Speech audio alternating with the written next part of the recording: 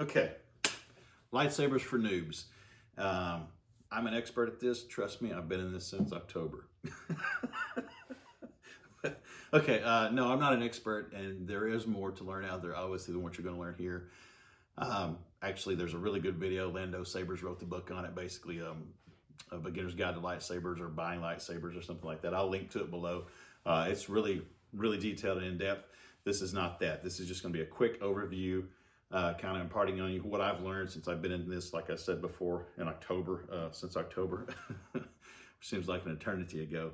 And just going over some of the main saber styles there are and some of the nomenclature you might run into, because it is a really confusing world when you first jump into it.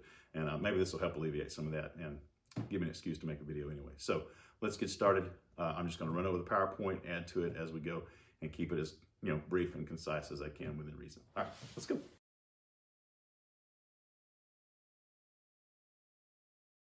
Okay, first up we have RGBX, and that's your in-hilt LEDs. And I've got a couple of my sabers out here for reference. I've got one of each. I don't have a big collection, and I only have LGT, which I'll touch on really lightly at the end, what that's all about. But RGBX is what you'll hear them called in-hilt LEDs. You'll hear them called EFX, baselets. But that's what this critter is here, basically. It looks like this when it's together. Okay.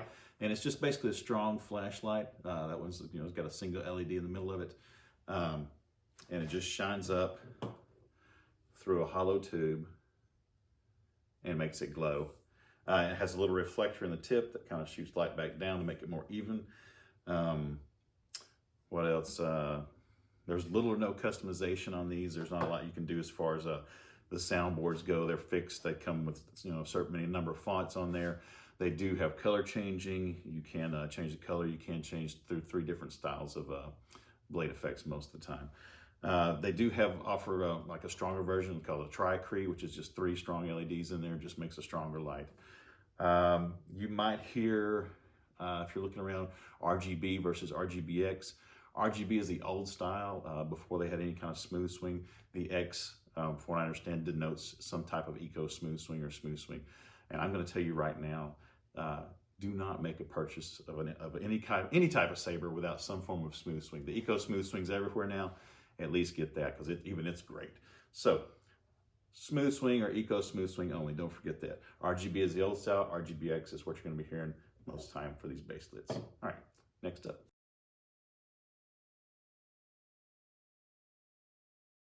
Okay, second type is neopixel. So you're going to see those 2 types, and those are the 2 main types you're going to see everywhere: RGBX and neopixel. So there you go, the 2 main types of lightsabers that are out there. Neopixel, instead of a hollow blade that reflects light and diffuses light, you have this blade. It's got 2 strips of LEDs glued together back to back. They run all the way up the length of your blade with that connector plate at the bottom that connects to the connector pins in the hilt, as opposed to the LED.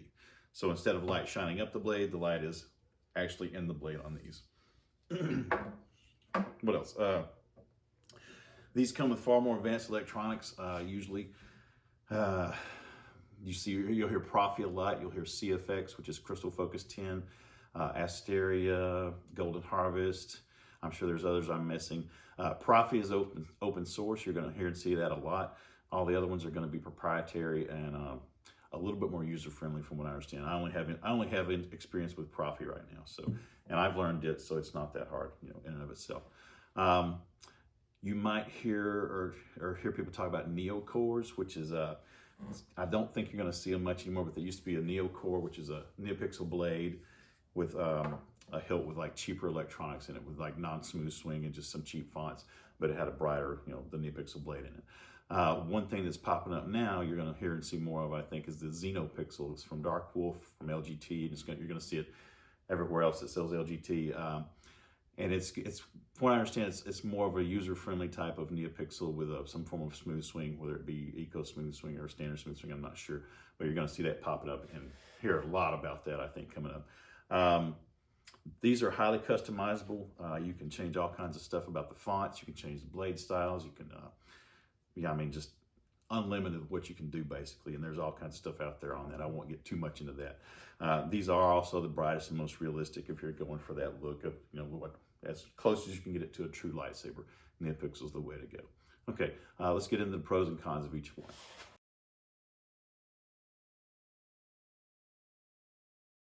Okay, RGBX, the pros, and let me put this one together real quick here. The biggest pro about the RGBX is they're cheap. You can get a good one starting around 80 bucks. You know, LGT is one of your best budget options out there, not to just toot their horn, I'm just being honest. So 80 bucks and up, depending on what you want to spend and how nice you want that hilt to be, you can get an RGBX starting there. They're really durable. I've dropped these things on concrete multiple times. It will crack the speaker housing after a while, so you got to be careful. But other than that, they take a licking and keep on ticking like your Timexes, like the old Timex commercials.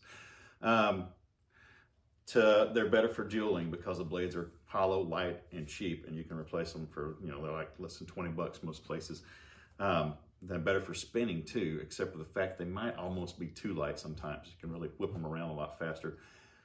Compared to the NeoPixel though, the NeoPixel I have, which is a 36-inch blade, they're way much easier to spin around and whip around and you know, flow with, or whatever you want to call it. You can also cut the blades down really easy with either a hacksaw, a pipe cutter, or whatever you got. I use a miter box over there. So you can really customize that blade exactly how you want it and get the balance down perfectly on those. You cannot do that so much on the NeoPixels. And there's a very small learning curve as far as operating these goes. It's just one button. The light flashes tell you what's going on. Operating them is just really simple. Once you get it down, you're set. Cons for RGBX.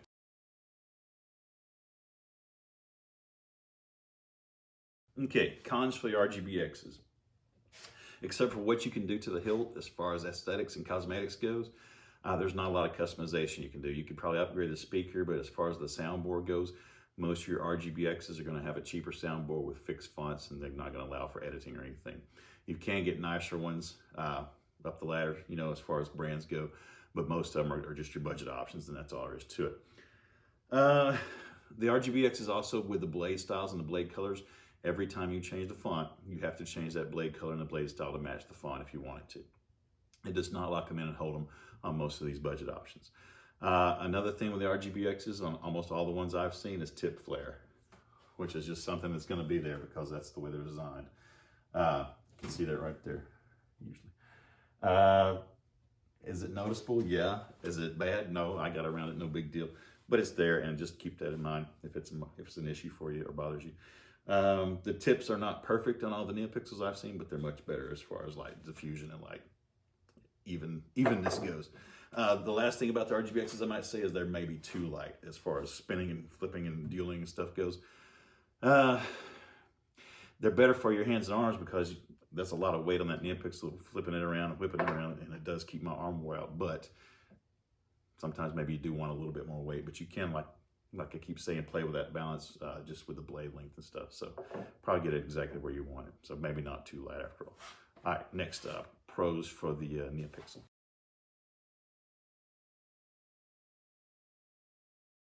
Okay, the NeoPixels. And I'm gonna go ahead and put mine together while I'm talking. They're obviously the most realistic looking. There's no way around that. Because that light being all the way up the blade, it's evenly lit. There's no bright spots, dim spots, no tip flare hardly or anything like that. With the soundboards that are in them, they are highly customizable. I frequently load this thing up multiple times a night. We're talking maybe 3, 4, 5 times a night with different blades and styles and blade styles and different fonts on it, and come out here, test them out in the dark, see how I like them. Play with the colors, play with whatever you want to. The blade styles are matched to the font. So whatever you put that blade style on, say if you get a green flame blade and put it on something, it's gonna stay on that font until you change it. So that's a plus too. That comes with that greater customization on that board. There's just better all around electronics and audio quality because you just got upgraded stuff, and because you are paying more money for it. So overall, let's show you the tip on this one. Hey, that's not near as bad, especially in the dark. Yeah.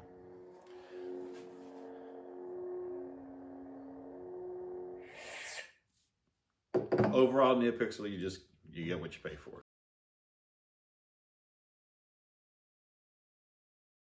Okay, so cons for the neopixels, and there are just a few. Obviously, they're more expensive. You can get a good neopixel starting at about $230 or so, and they go up from there up to, just depending on what you want to spend, $1,000 or more, depending on how nice you want. They're heavier overall because the lights are in the blade. You can get light and mid-grade blades with neopixels in them from different companies. It does take away from the weight, but they do say it takes away from the protection a little bit too. But that's only really if you want to deal with them. They do say you can deal with these regular heavy grade neopixel blades, and I've seen some pretty tough duels and pretty tough tests on them, so they're supposed to be deal worthy. I don't bother. I don't want to deal anyway, so it's not a big deal for me. But either way, those lights do add to the weight, so that is an issue sometimes.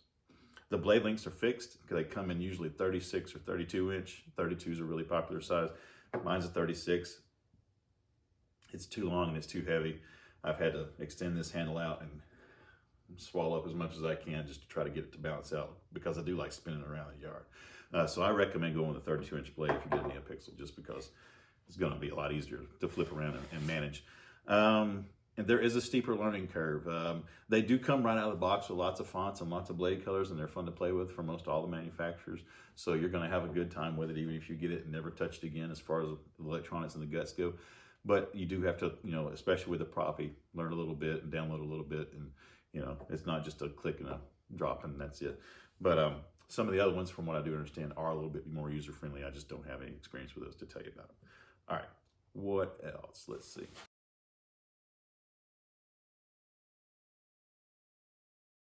Okay, just a few quick odds and ends and then I'll let you go. Upgraded electronics and speakers. Once you get a Saber, pretty much any Saber, the sky's the limit as far as what you can do to that thing, as far as upgrading it to a neopixel Profi or whatever it might be, putting better speakers in it, putting more LEDs in it, crystal chambers, I mean, you name it. If you've got the money, you've got the know-how, the skill, you can get it done. There are Saber smiths you can send your Saber off to, or your hilt off to, and they'll jazz it up with all the latest electronics and send it back to you for a few $100s. Reproduction and custom hilts are really big, so if there's a lightsaber you like in Star Wars, you can get it in either RGBX or neopixel, most likely. Most of these Saber shops have custom hilts that they've designed themselves that are really cool. They're really big too, getting those and weathering those, and weathering is a really big deal. That is an art form in and of itself, the weathering. So you'll see some really cool stuff there. Even shelf queens are popular, like really nice hilts that are maybe super accurate, super movie accurate.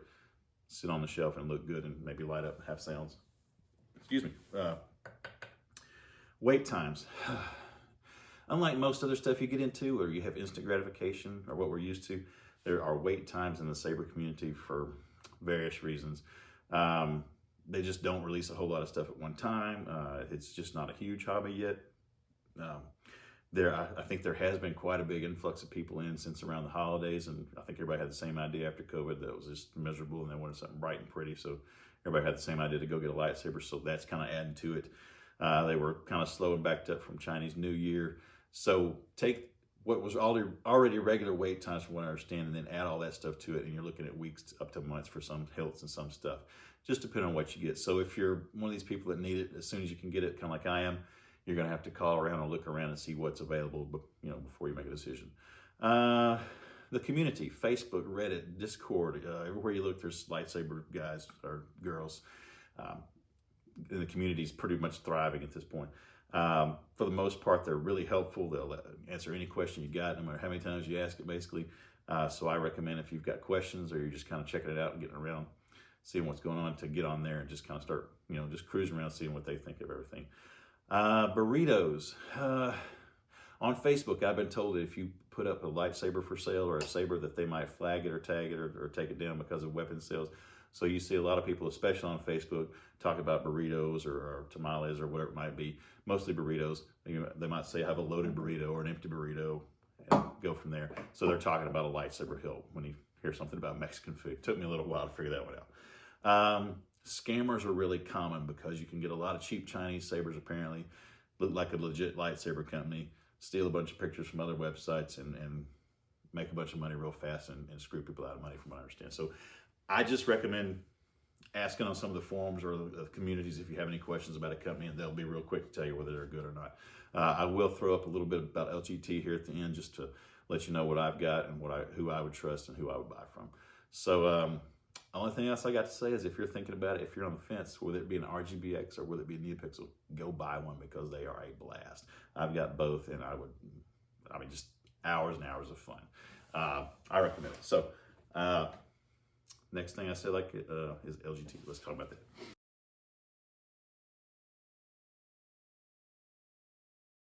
Okay, you've heard me talk about LGT lightsabers a lot. If you're new here and hadn't heard anything else about LGT lightsabers, here's a really quick primer. LGT Lightsabers is one of the biggest budget lightsaber companies you're going to see around, and you're going to see stuff like this for sale everywhere under different names, and almost all the ones you see are going to be LGT lightsabers sold by some type of reseller. They're a really good place to start, whether it be neopixel or RGBX. They're reliable, they're cheap, a good budget option. And that's all I've got so far, and I've had a blast with them. So there are a few vendors I would buy them from, but like I said in the earlier section, watch out for scammers because they will use some of these stock photos from these LGTs to try to get you. So Custom Dark Wolf Sabers is a good one. They're kind of tied directly to LGT, so they're kind of a marriage there, a partnership. Crimson Dawn's a good reseller. They're here in Texas, in the States. Vire Sabers, I forget where Vire's at. They're in the States, obviously. Rebel Sabers, all these are in the States. Dark Wolf Sabers drop ships a lot of stuff, I think, but they're still really good. And then you can't even get stuff from the LGT store on AliExpress, although I hesitate to recommend it because it's kind of a crapshoot as far as quality and, maybe you don't get the right thing every time, but you do save some money. But that is a way to purchase directly from LGT through the AliExpress app or store. So I guess that's all I've got. I'm sure I didn't cover everything, but like I said before, this is not supposed to be exhaustive. It's just a quick primer. And of course, always, if there's any questions, feel free to hit me up in the comments. As usual, may the force be with you, and I will catch you on the flip side. Later.